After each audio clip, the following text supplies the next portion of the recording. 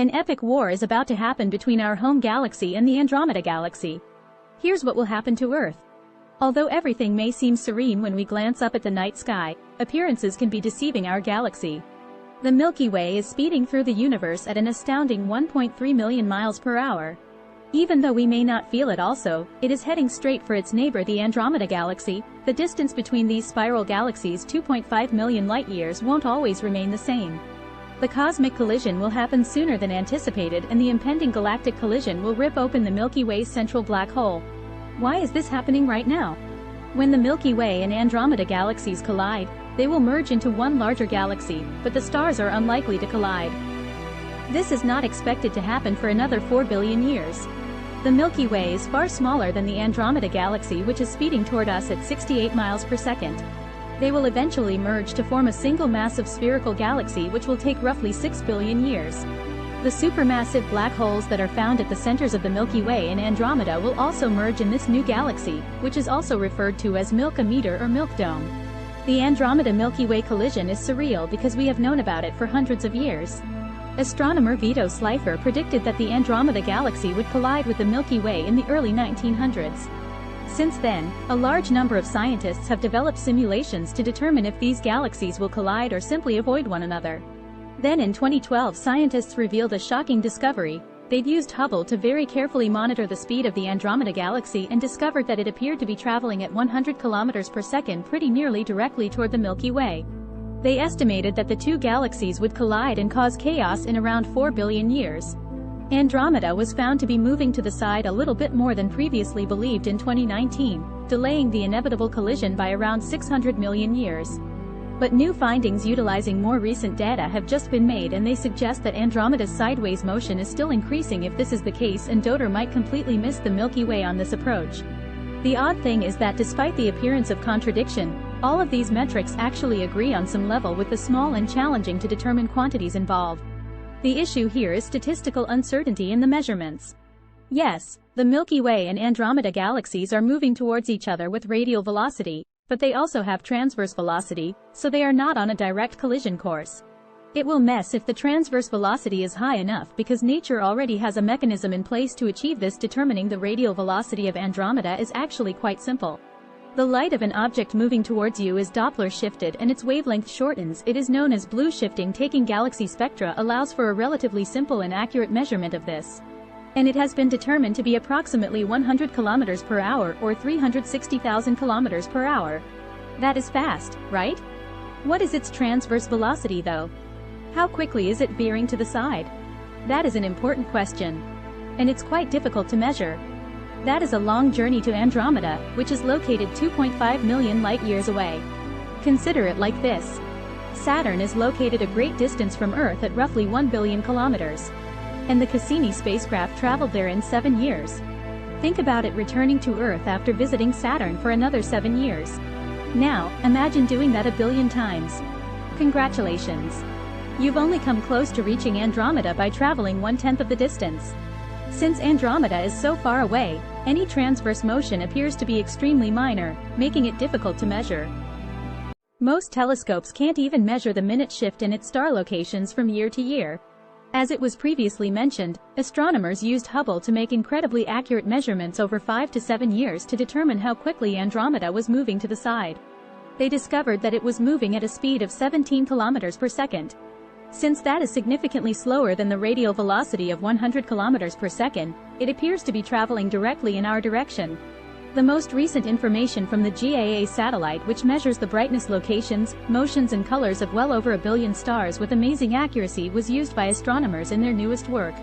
The process is challenging, but they ultimately discovered that Andromeda's transverse velocity is approximately 82 kilometers per second. That seems to imply that Andromeda will miss us. This adds up to Andromeda heading at approximately a 40-degree angle to the side, which is enough to entirely miss the Milky Way if the transverse and radial velocities are roughly equal. As we have stated, there is a great deal of ambiguity in these measurements. Astronomers can give their findings a statistical level of uncertainty using a variety of statistical techniques that is annoying if the lower number is accurate. The closer the scientists track the star and the more frequently they measure its movements, the better their chances of avoiding a collision and increasing the accuracy of their measurements. The initial Hubble paper was published more than 10 years ago. So if it were done again today, the results will be far more reliable. Moreover, GEAR is still observing Heia's updated data, which will be released again when all 5 years of the nominal mission have been processed and are anticipated to be much more accurate than the prior data.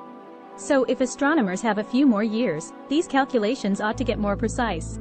And then perhaps we'll be able to say with certainty whether we'll need to buckle up for a cosmic collision in neons or watch as Andromeda safely passes us at a distance of 1 million or 2 light-years. What if it's determined to collide with us? Well, Andromeda is currently roughly 2.5 million light-years away. It will engage in a cataclysmic dance that lasts billions of years when it collides with our galaxy in less than 4 billion years, tearing it and the Milky Way apart to produce a new galaxy.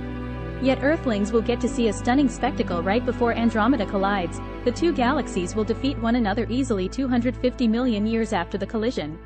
All that will be left will be the ghostly skeleton of two separate galaxies. But it's not over yet until the supermassive black holes at the heart of the Beach Galaxy are close enough to fuse. The conflict will last for billions of years. If Earth is still around after 6 billion years of cosmic destruction, the elliptical galaxy's bright new center will be visible in the night sky. In fact, you might want to adjust your dooms clocks accordingly. A major collision involving the Milky Way occurred around 10 billion years ago, and smaller galaxies are frequently absorbed by larger galaxies as they pass through their orbits. The Large Magellanic Cloud, a satellite of the Milky Way, may collide with our galaxy earlier than previously thought, possibly resulting in the premature termination of the Milky Way's spiral of stars, a few billion years before the anticipated collision with the Andromeda Galaxy. This cosmic disaster might start as soon as 2 billion years from now, according to a team of astrophysicists at Durham University in the UK. Despite the fact that the LMC only has around 1/20th the solar mass of the Milky Way, the collision would nonetheless permanently alter both galaxies, sparking previously dormant black holes, hurling stars billions of kilometers out of orbit and dispersing cosmic radiation over the sky. The Milky Way may suffer significant consequences when it engulfs the Large Magellanic Cloud due to the densely populated area of space it occupies, where galactic collisions are frequent. Scientists can simulate these events with increasing accuracy. The Durham team simulated a number of potential outcomes for the upcoming Milky Way LMC merger using the supercomputer collision simulator Eagle. What aspects of our galaxy would change? The Milky Way's central black hole would likely receive a massive influx of new gas and stars from the merging LMC, giving the once sleeping giant a new life. One of the brightest objects in the universe, a quasar, is created when a supermassive black hole sucks in and spits out blazing celestial matter at close to light speed. If the Milky Way collides with the Large Magellanic Cloud, the black hole at its center could grow 8 times its current size.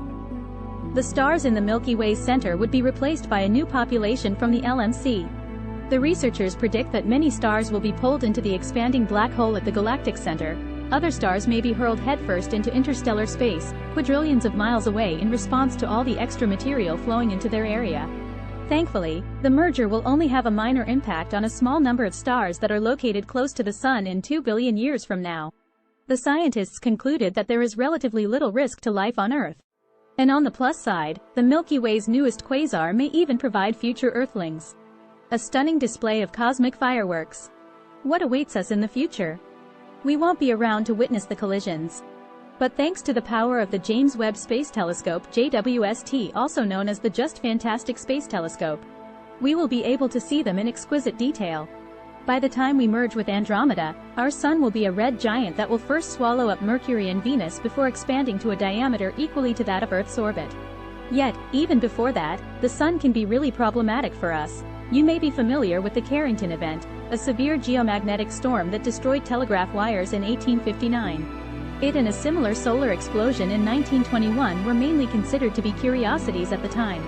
But today, scientists consider them to be warnings that a solar blast might result in catastrophic fires and meltdowns in our electrical infrastructure and satellite network. Although it could be worse, that would be bad. A solar flare from the year 775 that was 10 or 100 times more intense was discovered in 2012 by astronomers. Now, scientists searching for unusual isotopes in ice cores have discovered proof of 2 further super flares that occurred 5,259 and 7,176 years ago, respectively. That will happen again eventually, and we are not ready for what is coming for us all. Make sure to click the video on your screen for more mind-blowing videos about space.